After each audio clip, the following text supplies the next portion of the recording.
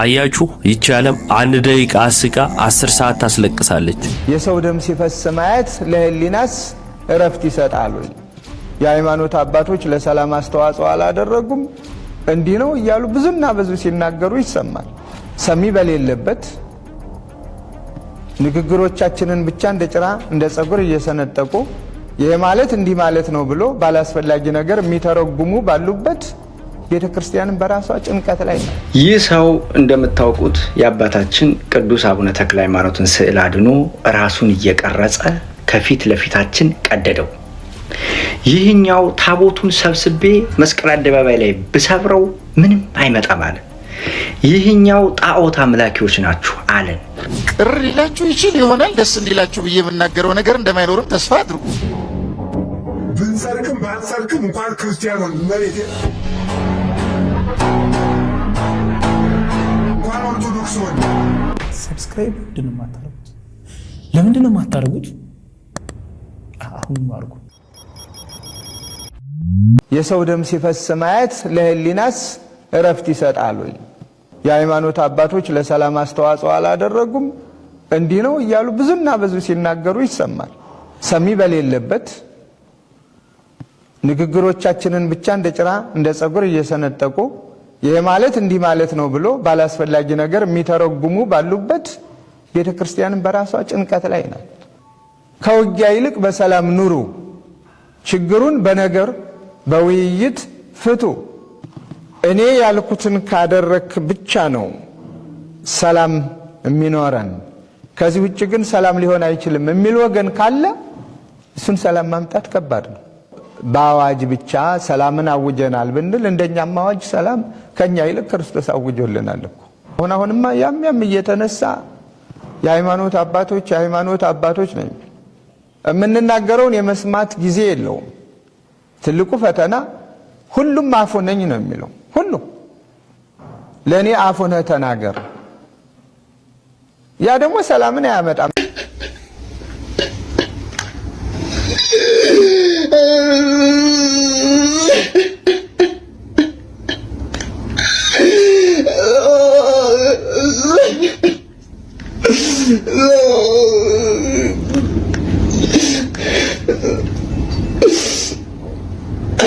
አያችሁ ይህች ዓለም አንድ ደቂቃ አስቃ 10 ሰዓት ታስለቅሳለች።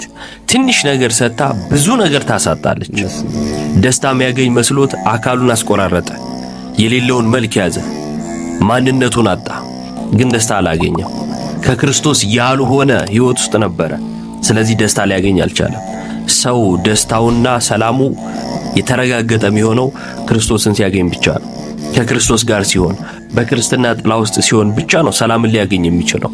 ለዚህ ነው ኢየሱስ እንዲህ አለ፣ ሰላም እተውላችኋለሁ፣ ሰላሜንም እሰጣችኋለሁ። እኔም እሰጣችሁ ዓለም እንደሚሰጣችሁ አይደለም። ልባችሁ አይታወክ አይፍራም አለ። ስለዚህ ክርስቶስን እናገኝ፣ በክርስቶስ እንሆን፣ ሰላምን እናገኝ። ከዚህ ውጭ ያለው ሰላም ጊዜያዊና የሚጠፋ ነው። ይሄ ደግሞ የዘላለም ህይወትን የሚያሳጣ ተግባር ነውና ደስታን ሊያገኝ አልቻለም። ዛሬም ያለቅሳል። ሰላምን ለማግኘት ደስታን ለማግኘት ግን አካሉን ቆርጧል። ጆሮውን፣ አፍንጫውን ያልቆረጠው ነገር የለም። ብዙ ነገሩን አጥቷል፣ ግን ደስታ ሊያገኝ አልቻለም። ይሄ ለኛ ትምህርት ነው።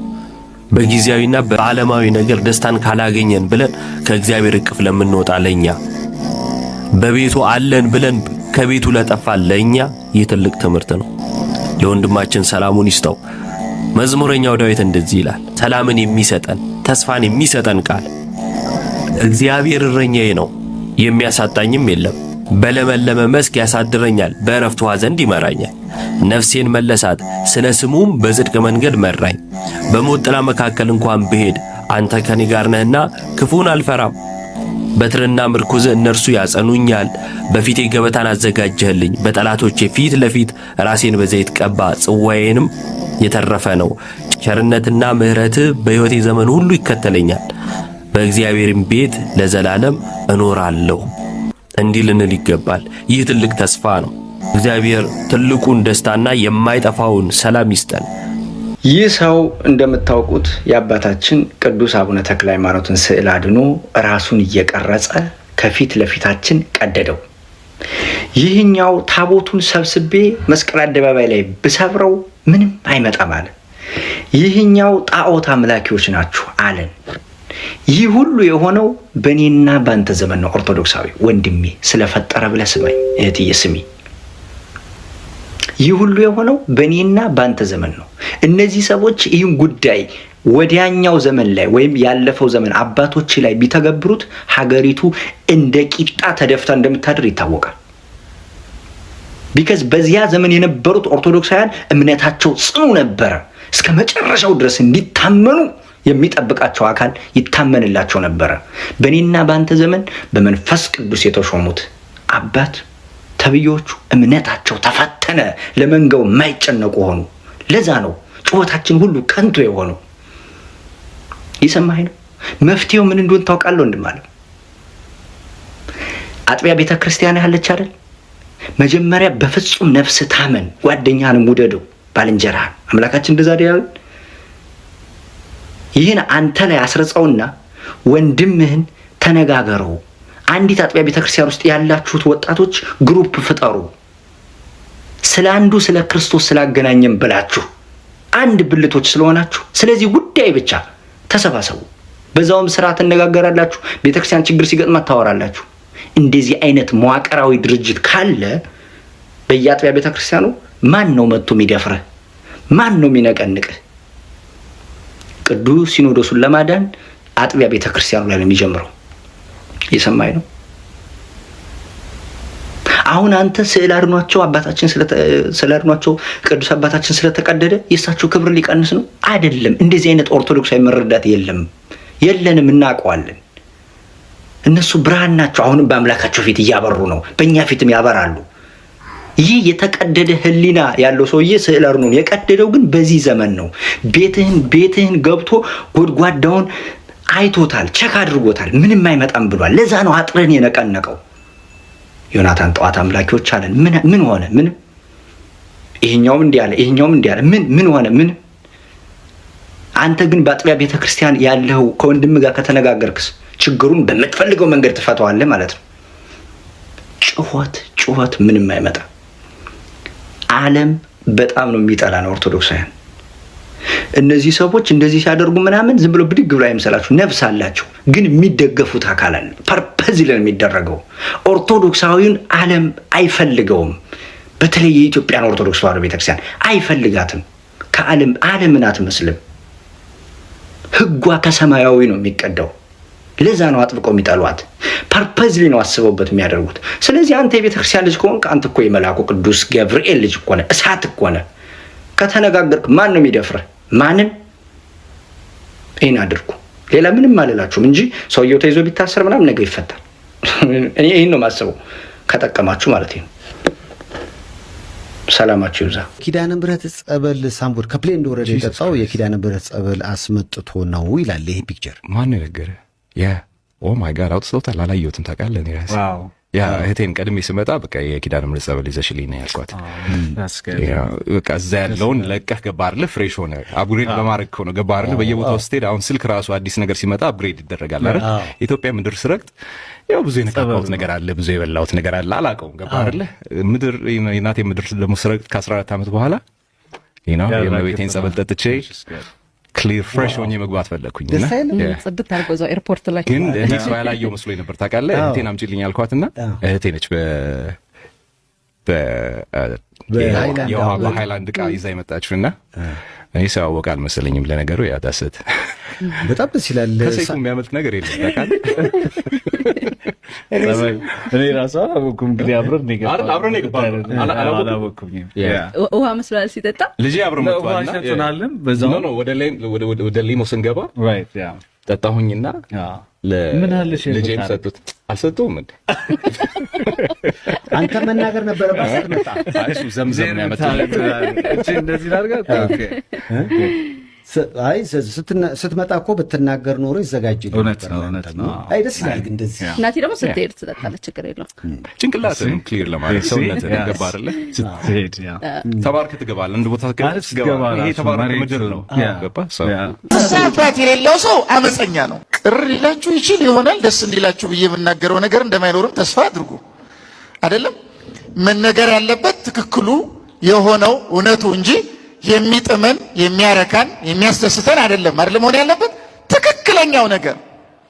ትክክለኛው ነገር አንድን ሰው ትክክለኛ ክርስቲያን የሚያደርገው የግዴታ የንስሐ አባት ኖሮት በምክረ ካህን የሚኖር እንደሆነ ብቻና ብቻ ነው፣ ስጋውን ደሙን እየተቀበለ።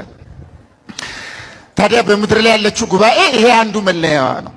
ቤተ ክርስቲያን በምድርም ቢሆን የኃጢአተኞች ጉባኤ አይደለችም።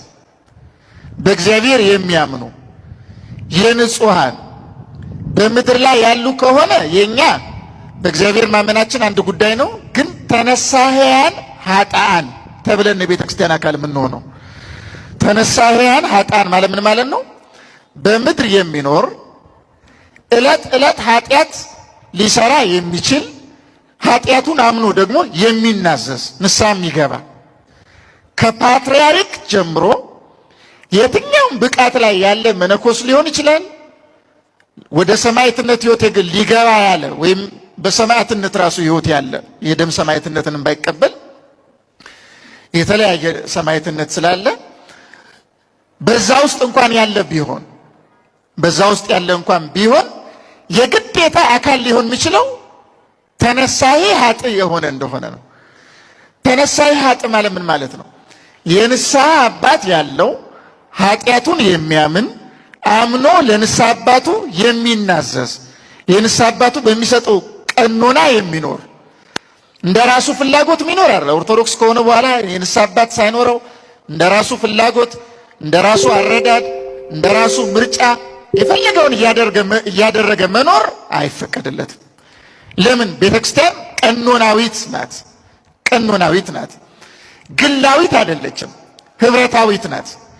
ስርዓት አላት፣ ህግ አላት፣ መመሪያ አላት፣ አጽር ቅጽር አላት።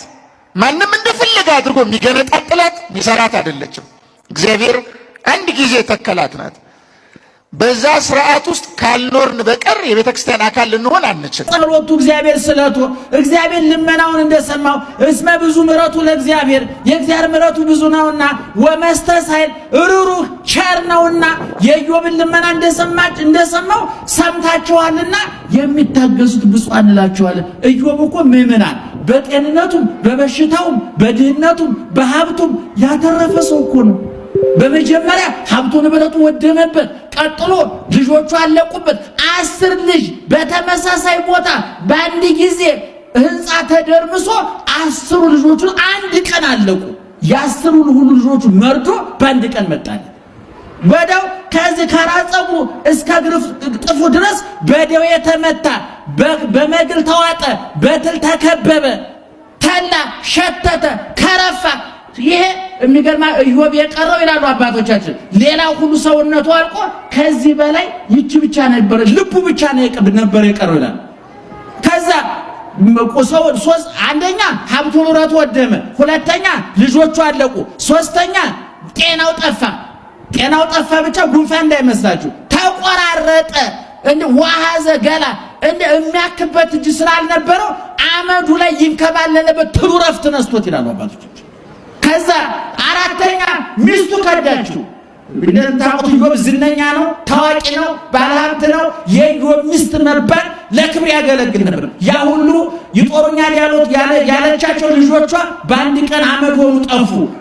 የምትመካበት ሀብቷ አመድ ሆነ። የምትመካበት የኢዮብ አካል ተቆራረሰ፣ ጠፋ። በዚህ ጊዜ ሚስቱ ምንድን ያለችው? ኢዮብ እምይእዜሰ ባርኮሙ ለእግዚአብሔር። አሁን ነገሩ አልቋል። ካሁን በኋላ ምንም የቀረ ነገር የለም። እግዚአብሔር ካሁን በኋላ ምን ያደርግብኛል ብለን ተፈራዋለን። ማድረግ የሚችለው ነገር ሁሉ አድርጎ ጨርሷል። ስለዚህ ስደበውና ሙት። ያዋጣል። አሁን ለምሳሌ በኬንያ መንግስት ላይ ብታመጹ ኢትዮጵያ ከገባችሁ ታመልጣላችሁ። በዚህም ላይ ታዝኖ ኬንያ አንድ እግራችሁ ኬንያ ከገባ አመለጠበታለ። እግዚአብሔር ላይ አምጾ የትም ማምለጥ አይችልም። የትም አሳዶ ይይዛል። እግዚአብሔር ይቅር በላይ ብሎ መለማመጥ ብቻ ነው የሚያዋጣ። ስለዚህ ትዕግስቱ ምዕመናን ታጋሾች መሆን አለብን። መከራው አያሰቅቃችሁ፣ ተስፋ አያስቆርጣችሁ። በየቀኑ ጆሮአችሁ የሚሰማው፣ አይናችሁ የሚያየው፣ ልባችሁ የሚታዘበው፣ እጃችሁ የሚነካው፣ እግራችሁ የሚራመድበት ሁሉ ነገር አሰቃቂ ሊሆን ይችላል። ቅድም እንደተናገርኩት የታገሱትን ግን ምን እንላቸዋለን? ብፁዓን እንላቸዋለን። እኛ ለሰማዕታት፣ ለጻድቃን፣ ለመላእክት፣ ለእመቤታችን ጭምር ለቅዱሳን ጽላት የቀረጽነው ቤተ ክርስቲያን ያነጽነው ገድል፣ ድርሳን፣ ተአምር የጻፍነው ጸበል የፈለቀላቸው በስማቸው ፈውስ የተደረገላቸው ሰዎች መከራውን የታገሱ ብፁዓን ናቸው። ረሃቡን የታገሱ፣ ጥሙን የታገሱ፣ ብርዱን የታገሱ፣ የተገፈፉ፣ የተገረፉ፣ የታረዱ፣ የነደዱ፣ የተሰደዱ፣ የተንከራተቱ ናቸው። ደናደሩ ምንም አይነት ውሃ ሳይጠጣ ለ7 ዓመት መኖር ይቻላልን? ነገ ታኅሳስ 27 አቤት አቤት አቤት! አስቀድሞ ሽፍታና ቀማኛ የነበረ በኋላ ግን ተጸጽቶ በንስሐ ከተመለሰ በኋላ ለ7 ዓመት ውሃ ሳይጠጣ የተጋደለ ቅዱስ አባት ስምህን ለጠራ መታሰቢያ ላደረገ ወደ ተቀበርክበት ቦታ መጥቶ መቃብር ለተሳለመ በበዓልህ ቀን ለቤተ ክርስቲያን ስጦታ መባዓ የሰጠ ለችግረኞችም በበዓልህ ቀን ምጽዋትን የሰጠ ሁሉ እስከ 7 ትውልድ ድረስ እምርልሃለሁ። ዳግመኛም በጸሎትህ አምኖ መልካም ሥራን በጎ ሥራን የሠራ የገድልህን መጽሐፍ የጻፈ ያጻፈ የሰማ ያሰማ በግልጽ የእሳትን ባህር ይሻገር ተብሎ ቃል ኪዳን የተገባላቸው አደራ እኒህን ኢትዮጵያዊ ቅዱስ ሁሉም ሕዝበ ክርስቲያን ያውቃቸው ዘንድ በደንብ አድርጋችሁ ኮፒ ሊንክ አድርጉልኝ። የምትችሉ በዕለተ ቀናቸው ልክ 27 የማትችሉ ደግሞ ቢያንስ 3 ጊዜ ኮፒ ሊንክ በማድረግ ለሁሉም ሰው እንዲዳረስ አድርጉልኝ። ለቤቱ አዲስ የሆናችሁ ፎሎ ማድረግ እንዳይረሳ። ነገ ታኅሳስ 27 በመጀመሪያ ሕይወቱ ሽፍታ ቀማኛ የነበረ በመንገድ ላይ ማንኛውንም ሰው ይቀማና ይዘርፍ የነበረ ከኃይለኝነቱ የተነሳ ማንም ሊከሰው ያልደፈረ በእጁ ጦርና ሰይፍ ይዞ ወደ ፈለገው ሀገር እየሄደ ይመዘብር የነበረ እየዘረፈ በሚያገኘው ገንዘብም እንደፈለገ ይበላ ይጠጣና ደስ በሚሉ አልባሳት ራሱን ያስውብና ያስጌጥ የነበረ በእንደዚህ ያለ የኃጢአት ሥራ ለብዙ ዓመታት ከኖረ በኋላ የስም ክርስቲያን ነበርና ከዕለታት አንድ ቀን ወደ ቤተ ክርስቲያን ሄዶ እያለ አንድ የበቁ ካህን የሕይወት ዘመንህን በሙሉ በከንቱ አሳለፍህ፣ ዛሬ ግን እውነቱን ልንገርህ ስማ፣ በዘመንህ ፍጻሜ እግዚአብሔር ይጎበኛሃል፣ መንፈስ ቅዱስም ያይሃል ያድርብሃል፣ ፍጹምና የጸና መነኩሴ ትሆናለህ፣ በብዙ ተጋድሎና መከራም ትኖራለህ፣ ያም የነፍስህ መዳኛ ይሆንሃል፣ አምላክህን እንዳስከፋው ሁሉ ፍጹም ታስደስተዋለህ አሉት። ወደ ቤቱ ከሄደ በኋላ እኒህ ካህን የተናገሩት ነገር ልቡን ነካው። እስከ መቼ ድረስ በእንደዚህ ያለ የኃጢአት ሕይወትና በግፍ እኖራለሁ ብሎ ራሱን ጠየቀ። ከዚህም በኋላ ከዘመዶቹ ርቆ ሂዶ የቅዱስ እስጢፋኖስ ቤተክርስቲያን ባህር ዳርቻ ላይ ያለች የቅዱስ እስጢፋኖስ ቤተክርስቲያንን አግኝቶ በዚያች ብቻውን ተቀመጠ። እጅግ በጣም ይገርማል። ከመነኮሳትን ማህበር ገብቶ ዝቅ ብሎ መነኮሳቱን ያገለግል ጀመር። በ3 ቀን አንዴም የበረሃ ፍሬና የሜዳ ቅጠል ብቻ እየተመገበ ምንም አይነት ውሃ ሳይጠጣ፣ ልብ አድርጉ፣ ምንም አይነት ውሃ ሳይጠጣ ለ5 ወራት ተቀመጠ። ታዲያ ለ5 ወራት ውሃ ሳይጠጣ በመቀመጡ የውሃ ጥሙ ትንሽ አስቸግሮት ነበርና የሐሳብ ፈተና ተፈተነ። ታዲያ በዚህ ጊዜ ሊቀ መላእክት ቅዱስ ሚካኤል መጣና የእግዚአብሔር ወዳጅ ሆይ ለምን ተተክዛለህ? ምን ያሳስብሃል? አለው። ይህ ቅዱስ አባትም ጌታዬ ሆይ ስለ ውሃ ጥም የተነሳ እጨነቃለሁ ብሎታል። በዚህ ጊዜ ሊቀ መላእክት ቅዱስ ሚካኤል ነጥቆ ወደ ገነት ወሰደውና ከገነት ቅጠል ጥቂት አቀመሰው። ከገነት ቅጠል ይህችን የገነት ቅጠል ከቀመሰ በኋላም ከዚህ በኋላ ውሃ ጥም አያስቸግረኝም ብሎ ራሱን አሳምኗል። ከዚያም ወደ አቡነ ኢየሱስ ሞዓ ወደ ሐይቅ ቅዱስ እስጢፋኖስ ገዳም ሄደና ብረት አምጥቶ ለአንጥረኛ ሰጠና ሰንሰለቶችን እንዲሰራለት አዘዘው። ሰንሰለቶቹንም ያ አንጥረኛ ከሰራለት በኋላ አንድ ወዳጅ ነበረውና ወዳጁን ወስዶ በአንዲት ዋሻ ውስጥ ራሱን ዘግቶ እጅና እግሩን እንዲያስረው አደረገ። ከዚያም ለዛ ወዳጁ በርና መስኮቱን ገንጥሎ ግድግዳ እንዲያደርገው አዘዘው። ታዲያ ይህች በዓቷ ከመዘጋቷ በፊት አበምኔቱን ጥራልኝ ብሎታል። ይሄ ወዳጁም ቅዱሱን አባታችን አቡነ ኢየሱስ ሞዓን ጠርቶለታል። እርሳቸውን በመጡ ጊዜ አባቴ ሆይ ጸሎት ያድርጉልኝ ብሏቸዋል። እሳቸውም ጸሎት ካደረጉለት በኋላ ጸጋውን ያውቃሉ። ሊቀ መላእክት ቅዱስ ሚካኤል ነጥቆ ወደ ገነት እንደወሰደው እርሳቸው ብቻ ያውቁ ነበርና አንተም ጸሎት አድርግልኝ ብለውታል። እጅግ በጣም ይገርማል እኮ ወገኖቼ። ያ ወንበዴ የነበረ ሰው ወደዚህ ቅድስና ደርሶ ማለት ነው። እርስ በርስም ጸሎት ከተደራረጉ በኋላ ከዛሬ ጀምሮ ይህች ቤት ትታሸጋለች፣ ሰውም እኔም አላይም፣ ወደ ውጭም አልወጣም፣ ሰውም ወደ እኔ አይገባም አለ። በዚህች በዓታ በምትዘጋበት በመጨረሻዋ ቀንም ከቅዱሱ አባታችን ከአቡነ ኢየሱስ ሞዓ ቅዱስ ሥጋውና ክቡር ደሙን ተቀብሎ ከአንድ ቀን በኋላ ገብቶ በሰንሰለት ሰውነቱን እጅና እግሩን ታስሮ እዛች በዓት ውስጥ ታሽጎ ለ7 ዓመታት እንደቆመ ውሃ ሳይጠጣ ያለ ውሃ ለ7 ዓመታት ሲጋደል ኖረ።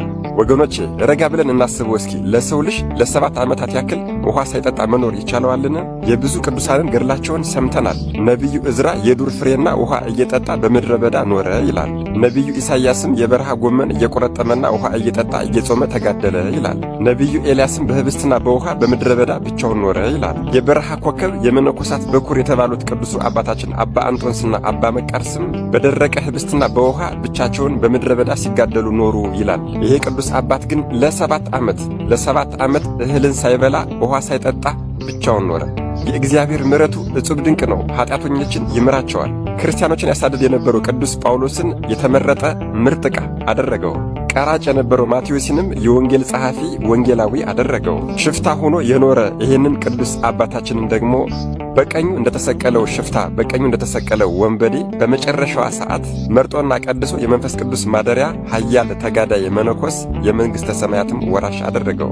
ይህ በእሱ ስም መልካም ሥራ በመሥራታችን ብቻ እስከ 7 ትውልድ ድረስ የሚያስምረንና የእሳትን ባሕር እንድንሻገር የሚያደርገን ድንቅ ተጋዳይ መነኮስ ቅዱሱ አባታችን አባ በግዑ ነገ ታኅሳስ 27 የዕረፍት በዓሉ ነው። መድኃኔዓለም ኢየሱስ ክርስቶስ ከቅዱሱ አባታችን ከአባ በግዑ ረድኤት፣ በረከት፣ ምልጃ፣ ቃል ኪዳን፣ ፍቅር አይለየን። አሜን። ይቆየን። ብንጸድቅም ባንጸድቅም እንኳን ክርስቲያኖን መሬት እንኳን ኦርቶዶክስ ሆን